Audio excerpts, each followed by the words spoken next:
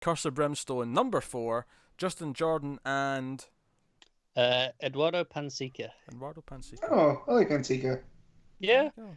it's fine. I feel really weird about the art in this issue because I feel this is coming off of Philip Tan, and it feels like barring a couple of very specific panels that I'll get to, he's just trying to emulate Tan's look, and I like Tan's look as well, but I don't know, it's kind of just it's not working here where he's not doing his own thing, so it's not as good as I know he can be.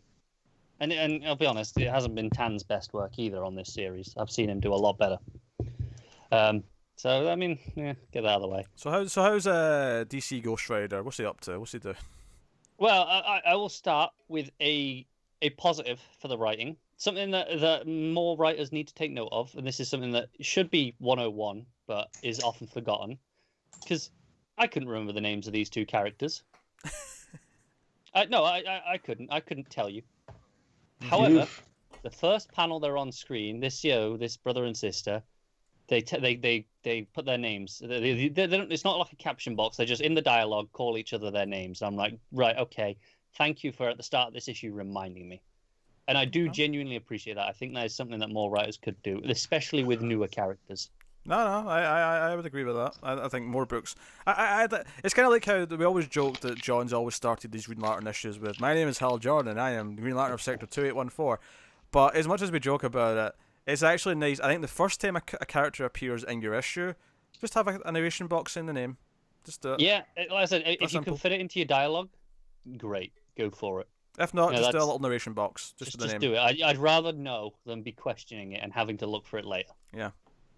So there's a genuine writing positive. Then there's a lot of mediocrity. They're on that road trip. They got the ledger from the salesman, and they're like, "Let's go find a place." So they're going towards, they've deciphered part of the ledger, and like, okay, this is where the salesman's been. One of the towns where he made a deal. Let's go. There's going to be a quiz out. at the end of this, Matt. Just pay attention. That was the most unconvincing agreement ever. But they get there and there's nothing there. There's no town. It's just a bit of a lake. And they're like, well, pretty sure this is the place.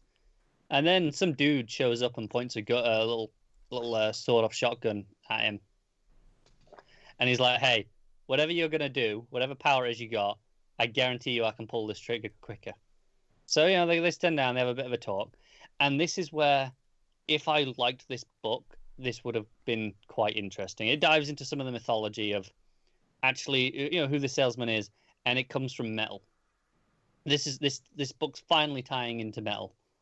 Oh, so that's like one of the first ones since Silencer? Not Silencer, Sideways? Yeah. Yeah, Terrifics did it as well, obviously. But that's been every time. Like, I feel like these other ones, when I listen to you guys talk about these ones that I'm not reading, they're not tying into. I mean, I'm not going to. I'm going to sort of stick up for the book here a little bit and just say I have no problem with it taking till issue 4 to establish what the link is. No, I'm not critiquing that. I was just, I'm kind of already checked out, right? So it doesn't really matter anymore. Yeah. But basically, what it is the salesman is actually from the Dark Multiverse. And there's a lot of entities that want to come through to, survive because their worlds are constantly being destroyed, similar to how we got in Metal. And they were hoping that the Batmen kind of succeeded, so they just follow through. But obviously they didn't. So what the plan is every time the salesman takes one of these towns, it actually establishes a link to the Dark Multiverse. And, it's a little bit where they can get a bit of a foothold and kind of start to come through a bit more. And every time that one of his agents uses their powers, again, that feeds just a little bit of it tears the fabric a little bit more so they can come through. So that's what the purpose is. I'm forgetting the name of the organization that he works with, the Home Office. That was it, because I remember it being governmental. The Home Office is actually something in the Dark Multiverse. And it's them trying to get through to our universe so that they can just, not be constantly destroyed and live. And the idea is that maybe one of them's already here. Like one of the weaker ones was able to come through. Then there's just a fight with him against one of the other agents. And they kind of team up with this guy with the shotgun. for that temporarily. And then he's like, yeah, do you know what? This is kind of bullshit. We're not doing this. We want to kind of do it on our own.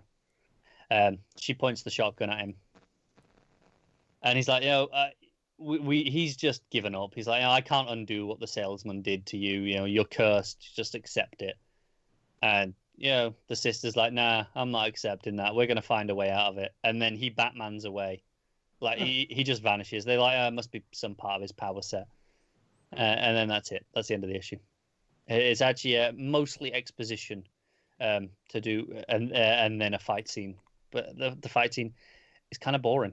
It should be interesting because it's this big green hulking thing made of skulls and rock fighting the inferno that he is. But it just kind of comes off as, oh well, we need a big fight scene here. It doesn't feel like a competent thing. But the multiverse metal exposition stuff would be really cool if I was into it. If I was into the book. Yeah, I mean the connection sounds fine. I like the idea of like this is the agents from the dark multiverse, and it's the whole thing is a plan to just let more people over. That's honestly, cool. I wish I'd known it earlier. It's one of those things where getting to issue 4 with it isn't a critique, but you might have grabbed a few more people if you'd led with that, and maybe the book would last a bit longer. Because I really appreciate, especially coming hot off of metal. Yeah, mentally, obviously, it's not worked out because the book, I didn't want to read more of it either. But like, I think if your story's good, because I think, sure, you can grab more people with it at the start, but is it really worth it if they're ultimately not going to like whatever else is there anyway? Where I feel like if the story's good and then you drop this great connection later, that's exciting if you're already reading it. It's like, oh, like now, like there's this great callback to other things. I think it's just sad for the lifespan of the book, the longevity, because even if the rest of the book was this quality, I think it lasts longer if you start off high, because the first issue is your most important.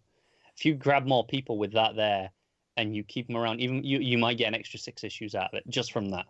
You may, but and when I'm only really expecting this to get to 12, that extra 6 issues is a lot. So I don't know. Yeah, I think my argument is just that. Is that worth like making the story worse or less exciting than it would have been? That's fair. I don't know if it is, but hey, what are you rating it? Probably a 4. Forgettable fight scene, but nothing offensively bad. Some, nice ideas in there at points. Probably the best issue yet.